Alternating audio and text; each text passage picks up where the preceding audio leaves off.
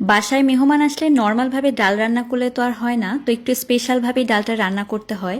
তো আমি ঠিক এইভাবে ডালটা রান্না করি আর সবাই খেয়ে অনেক বেশি প্রশংসা করে। আসলে প্রশংসা পাওয়ার মতোই একটা ডাল রান্নার রেসিপি আজকে আপনাদেরকে শেয়ার করব। খুবই সহজ একটা রান্না, কিন্তু খেতে অনেক বেশি টেস্ট হয়। তো প্রথমে এখানে 1 কাপ পরিমাণ নর্মাল মুগ ডাল নিয়েছি আর তার সাথে 1 কাপ পরিমাণ মসুরের ডাল নিয়েছি। মানে মুগ ডালটা কিন্তু আমি আর ভেজে নিইনি। এখন এই ডালগুলোকে ভালোভাবে ধুয়ে পরিষ্কার করে 30 মিনিটের জন্য আমি পানি দিয়ে ভিজিয়ে রাখবো। তারপর আমি একটা কড়াইয়ের মধ্যে নিয়ে নিলাম, তার সাথে একটা বড় সাইজের টমেটো আমি ছোট করে কেটে দিয়ে দিয়েছি।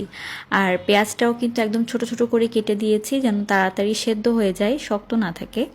তো এখন দিয়ে দিলাম 1 চা চামচ পরিমাণ আদা রসুন বাটা, 1 চা চামচ পরিমাণে দিয়ে দিলাম ধনিয়ার গুঁড়া, আর এখন দিয়ে দিব শুকনা মরিচের গুঁড়া 1/2 চা চামচ।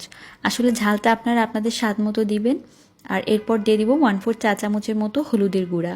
এরপর দিয়ে দিব আমি লবণ। তো লবণটা আপনারা আপনাদের স্বাদ বুঝে দিবেন। তো প্রথমে আমি 1 চা চামচ দিয়েছি, পরবর্তীতে লাগলে আমি আবার ব্যবহার করব। এখন দিয়ে দিব এখানে তেল। তো আমি এখানে সয়াবিন তেল ব্যবহার করেছি 1 টেবিল চামচের মতো। সব কিছুকে হাতের সাহায্যে ভালোভাবে একটু মাখিয়ে নিচ্ছি, আর এরপর এটাকে ভালো করে সেদ্ধ করে নিতে হবে। তো আমি এখানে পানি দিয়ে দিচ্ছি সেদ্ধ হওয়ার জন্য। তো 3 কাপ পরিমাণ পানি দিয়ে তারপর এই কড়াইয়ের মধ্যেই আমি ঢাকনা দিয়ে ভালো করে এটাকে সেদ্ধ করে নিব। তো ডালটা যখন ভালোভাবে সেদ্ধ হয়ে যাবে, পেঁয়াজের বেরেস্তা 1/2 কাপ পরিমাণ আমি দিলাম। এখন দিয়ে দিব এখানে 3-4টার মতো কাঁচামরিচ। তো কাঁচামরিচ দেওয়ার পরে তারপরে এগুলো যখন নরম হয়ে যাবে, তখন এখানে আমি 2 মুঠের মতো ধনিয়া পাতা কুচি দিয়ে দিচ্ছি। ধনিয়া পাতা কুচি দেওয়ার পরে কিছুক্ষণ একটু রান্না করে নিব, মানে 2-1 মিনিটের জন্য, বেশিক্ষণ রান্না করার প্রয়োজন নেই।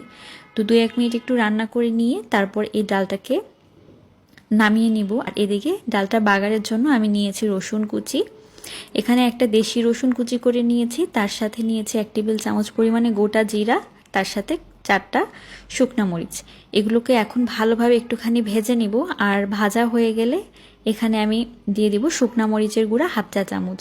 একদম গোল্ডেন ব্রাউন করে ভেজে নেবেন। তারপর শুকনা মরিচের গুঁড়া 1/2 চা চামচ দিয়ে চুলার জালটা একদম লো করে একটু নেড়েচেড়ে এটাকে নামিয়ে নিয়ে সরাসরি ডালের ভিতরে দিয়ে দিতে হবে। এতে করে ডালের যেমন স্বাদ আসবে, তেমনি ঘ্রাণ আর কালারটাও কিন্তু অনেক সুন্দর আসবে। তো মিক্স করে দিলেই কিন্তু শাহি ডালের এই রেসিপি একদম রেডি হয়ে যাবে, যেটা কিনা আপনারা পোলাও, সাদা ভাত, রুটি, পরোটা যে কোনো কিছু দিয়েই খেতে পারবেন।